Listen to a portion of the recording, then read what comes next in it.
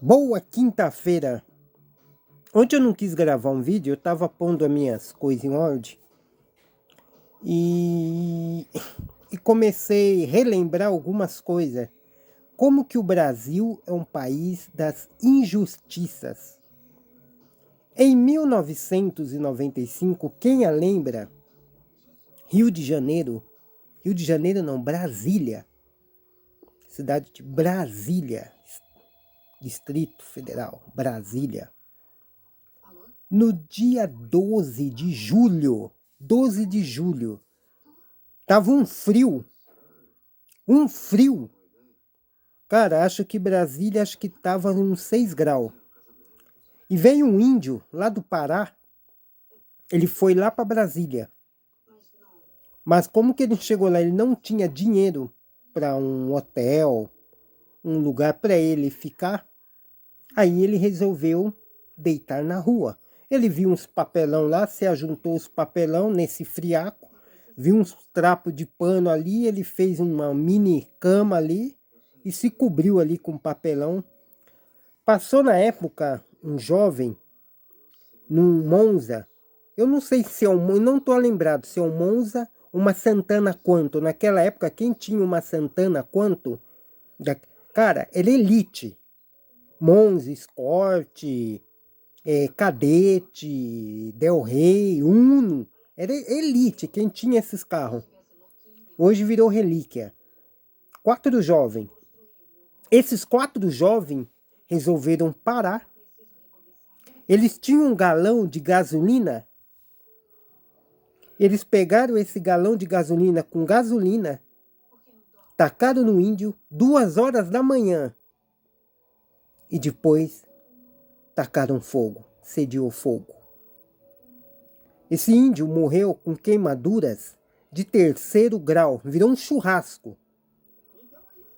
Os pais desses jovens, um era diplomata, o pai deles, um era general do exército, o outro era juiz, e um outro trabalhava no consulado, era cônsul da época na Grécia. 4 jovens. 1995. Foi aquela coisa, todo mundo falando, olha, tacaram fogo, os jovens foram para a delegacia. Acho que tinha numa faixa, esses caras tinham, esses assassinos tinham uma faixa de 19, 20, 22, 23, foram para a delegacia. E depois dizem que ficou preso, que depois eu pesquisei, não ficou preso. Teve um jornalista da Globo, que ele foi a fundo e não ficou preso. O índio morreu. A família do índio lá do Pará foi até Brasília, fizeram manifestação, teve confronto com a polícia.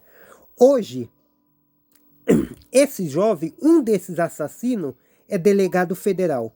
O outro é promotor de justiça federal. O outro entrou nas Forças Armadas. Hoje deve ser algum major. E o outro foi trabalhar, prestou um concurso no Legislativo. E está até hoje. E ninguém nunca mais falou. Sabe o que aconteceu? A família do índio ficou órfã. Tacaram fogo no índio. Aí eu fico perguntando para todos vocês, quando vocês verem polícia, juízes, esses caras, não, tem que ter justiça, a violência tá demais. A violência começa por eles. A violência começa por eles. De tanto que a violência começa por eles, aquele vagabundo canalha, Lucas Martins, que agrediu a jornalista, a Band está passando um pano quente. Semana agora, foi quarta, mataram um rapaz negro. O policial que matou, que confundiu ele com um assaltante, está respondendo em liberdade.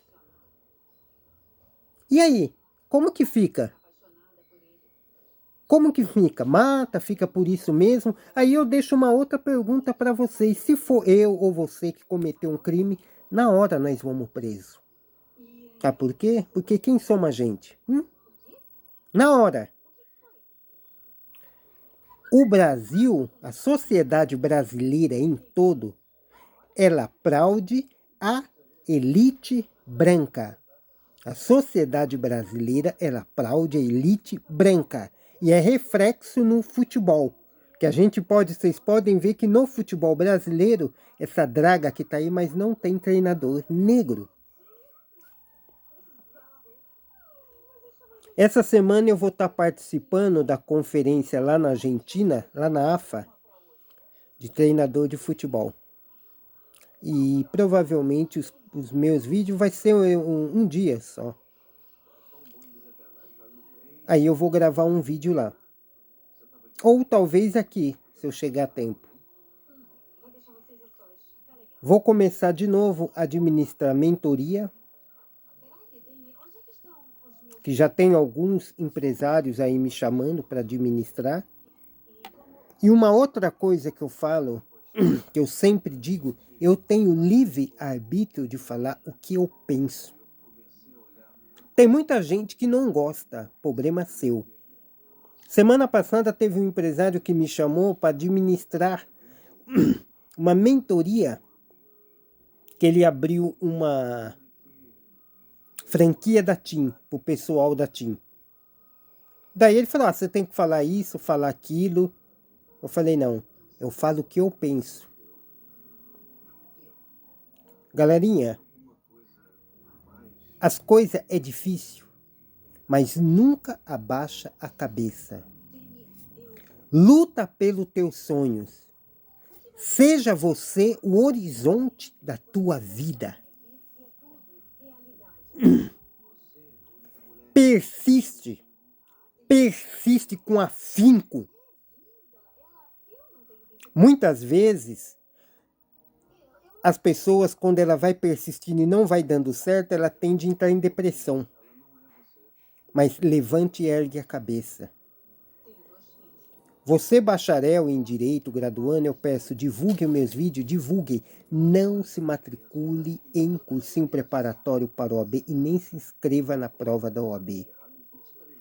Hoje a classe de advogado está sendo massacrada. Tem muitos advogados aí no teu pleno exercício de trabalho está sendo preso. Essa semana, eu não sei se eu falei aqui, eu acredito que eu falei na minha mentoria. Teve uma advogada que ela foi defender a cliente dela e mais o cliente, dois casal de ambulante, foram os 3 presos pela guarda municipal. Aí eu pergunto, cadê o estatuto da OAB?